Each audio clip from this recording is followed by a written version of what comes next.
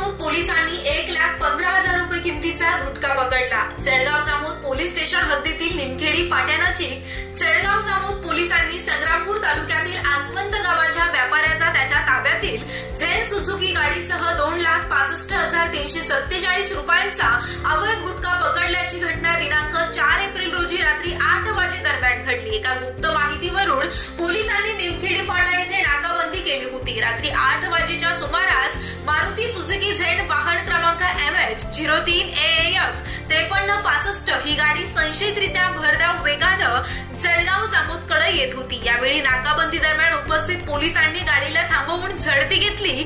त्यामध्ये अवैध गुटखा आढळून आला। अवैध गुटख्याची तक्रार अन्न सुरक्षा अधिकारी गुलाबसिंह वसावे वय 51 यांनी जळगाव जामोद पोलीस स्टेशनला दिली।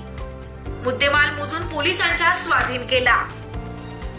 यामध्ये 2,65,347 रुपयांचा मुद्देमाल जप्त करण्यात आला आहे। यामधील आरोपी उमेश दिगंबर लाहे वय वर्ष 34 राहणार आसवंत तालुका संग्रामपूर जिल्हा बुलढाणा यास अटक करून याच्या विरोधात अपक्रमांक 211/2025 कलम अन्न सुरक्षा व मानदे कायदा 2006 कलम भारतीय न्याय संहितेचे कलम 223 कलम 274 कलम 275 व कलम 123 नुसार गुन्हा दाखल करून आरोपीस अटक करण्यात आली आहे। पुढील तपास ठाणेदार श्रीकांत निचळ यांच्या मार्गदर्शनामध्ये पोलीस करत आहेत।